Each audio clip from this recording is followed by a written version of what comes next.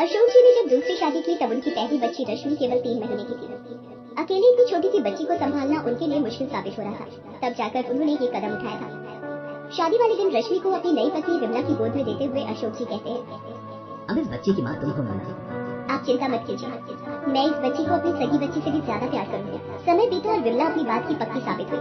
उसने रश्मि को कभी माँ की कमी महसूस नहीं होने दी। शादी के साल भर बाद उसे भी एक बच्ची हुई, मगर रश्मि के लिए उसका प्यार फिर भी कम नहीं हुआ। विमला ने अपनी बच्ची का नाम कनिका रखा। अशोक और विमला अपनी दोनों बच्चियों से बहुत प्यार करते थे। बचपन में रश्मि और कनिका में भी बहुत प्यार था। दोनों दिन में एक पल के लिए भी एक दूसरे के बिना नहीं रह पाती थी।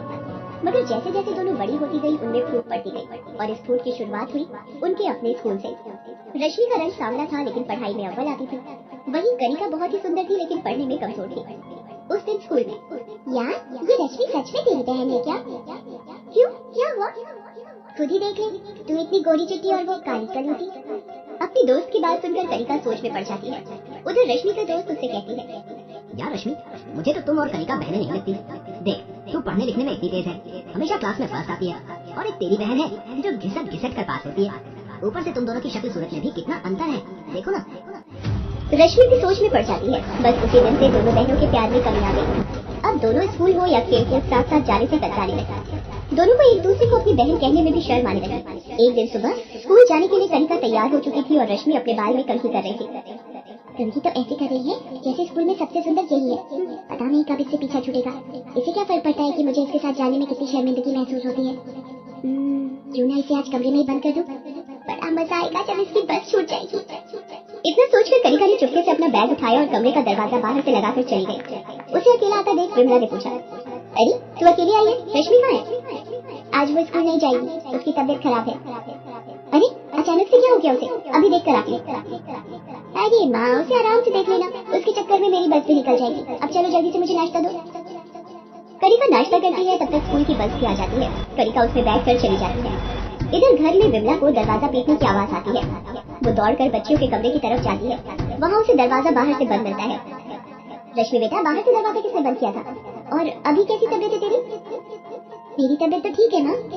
और दरवाजा जरूर उस कनिका ने बंद किया होगा। बड़ी शर्म महसूस होती है ना उसे मेरे साथ चलने में। रश्मि की बस छूट गई थी, इसलिए उसके पापा ने उसे अपने स्कूटर से स्कूल छोड़ा। बहुत मजाक हो गया। आज मैंने भी उस महारानी को सबक नहीं सिखाया तो मेरा नाम भी रश्मि नहीं। उस पूरे दिन स्कूल में रश्मि मौके की तलाश करती रही। आखिरकार उसे मौका मिल ही गया। खेल के पीरियड में सारे बच्चे बाहर मैदान में थे, तभी कनिका बाथरूम की ओर गई। उसे पता नहीं था कि रश्मि उसका पीछा कर रही है। जैसे ही कनिका बाथरूम में गई, रश्मि ने बाहर से दरवाजे की कुंडी लगा दी। जब कनिका ने दरवाजा खोलना चाहा तो उससे वो खुला ही नहीं। अरे कोई है, मुझे बाहर निकालो, कोई है। आप पता चला किसी को कमरे में बंद करने से क्या होता है? थोड़ी देर में छुट्टी हो जाएगी, फिर रहना रात भर इसी बाथरूम में। प्लीज मुझे बाहर निकालो, अब से ऐसा नहीं करूंगी, पक्का प्रॉमिस। कान पकड़ के माफी मांगो। मैं कान पकड़ के माफी मांगती हूँ। फिर रश्मि ने उसे बाहर निकाल दिया। उस दिन से दोनों बहनें और भी कटी कटी रहने लगी। एक दिन उनके स्कूल की तरफ से पिकनिक का प्रोग्राम बना। दोनों बहनें सुबह खुशी खुशी पहले स्कूल गई, फिर स्कूल से पिकनिक के लिए बस निकली। उन्हें पिकनिक के लिए शहर के पास बनी पहाड़ी पर ले जाया गया, जिसके पास से घना जंगल शुरू होता था। पिकनिक के दौरान कनिका रश्मि के पास आई। मैं और मेरी कुछ दोस्तें जंगल की तरफ जा रही हैं। तो जाओ ना, किसने रोका है? पूछ नहीं रही हूँ, बता रही हूँ। हम दूसरी बस से घर आ जाएंगे। तुम्हारा मन करे तो तुम पहली बस से चली जाना। हाँ मैं चली जाऊंगी, वैसे मुझे और भी जरूरी काम है, बेकार के इस जंगल में भटकने की बजाय। फिर कनिका वहाँ से चली गई। शाम को जब रश्मि अकेले घर आई तो उनके माता पिता ने पूछा, कनिका कहाँ है बेटे? वो दूसरी बस से आने वाली है पापा, अपने दोस्तों के साथ घूमने गई थी, उसे देर लगेगी आने में।